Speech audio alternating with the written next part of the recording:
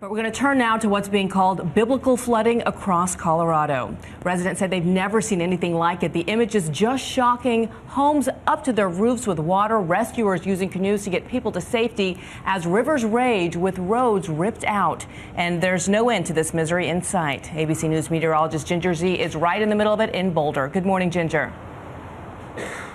Hey, good morning. I'm standing at the bank of Boulder Creek, but as you can hear and see, still the last couple days been called Boulder Rapids. And let me show you something. There's some good news. This bench, as of 24 hours ago, was underwater, now just caked in mud. And this is what happens when you get a foot or 13 inches of rain. Look at these numbers, incredible rainfall totals. And the bad news is that after the 9+ inches in place like Colorado Springs, there's more to come. This whole deal, it's not over.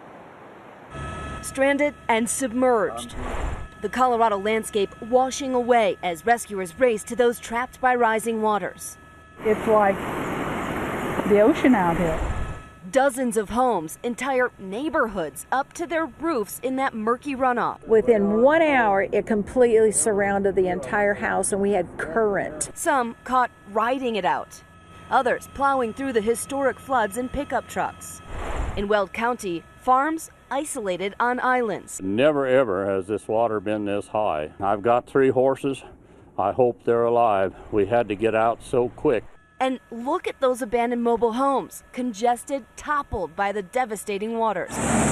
In Estes Park, this dramatic video of a woman desperately holding on as rescue workers zipline her to safety. And from inside this fire truck, the floodwaters bubbling over the windshield. Thousands evacuated from their homes, 4 dead, and more than 180 now unaccounted for. President Obama declaring a state of emergency Friday. And it's not just Colorado. Parts of New Mexico are getting up to 4 inches of rain an hour at times. At least 25 homes evacuated, countless roads impassable.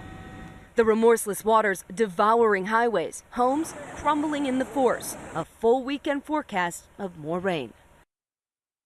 And we have brand new information this morning. Let me take you to a different river, the South Platte. Remember seeing all those pictures of the farmland, the horses? Well, that was in places like Greeley, Evans, and this river gauge that I'm going to show you now has surged to 19+ feet.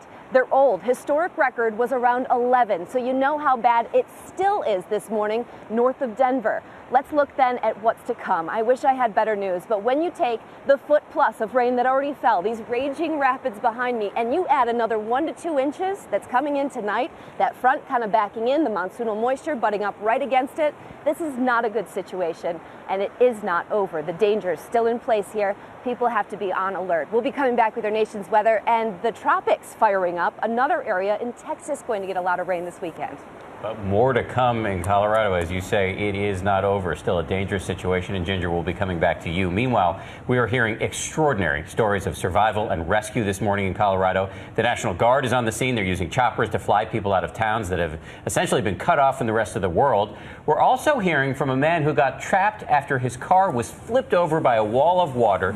His rescue, as you can see right here, caught on camera.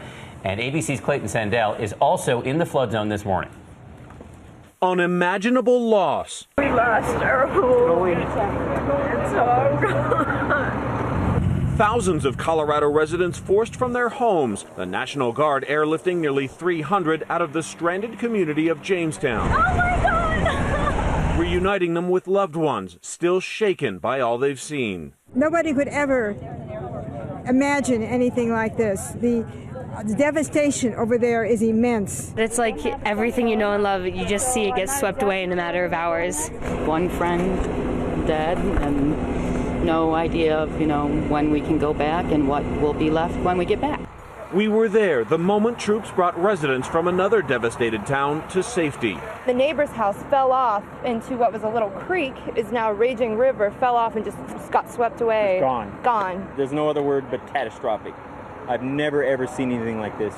The word on many minds, survival, something Roy Ortiz knows all too well. This is the underside of Ortiz Pontiac Grand Prix, flung into the rapids Thursday while on his way to work. Flash floods tearing away the road beneath him. For 2 hours, the father of 4 was trapped and quickly sinking. I had to pray because I want to survive. One of the first to arrive, firefighter John Cook. We kind of pounded on the bottom of the car. And the rescue people look at me, and I just take my hand to they know I'm alive. Ortiz was caught in a driver's worst nightmare, one where the road suddenly becomes a river.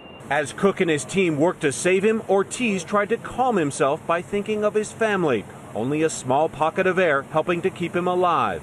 I'm feeling good, thanks to God and my family. For Good Morning America, Clayton Sandell, ABC News, Boulder, Colorado.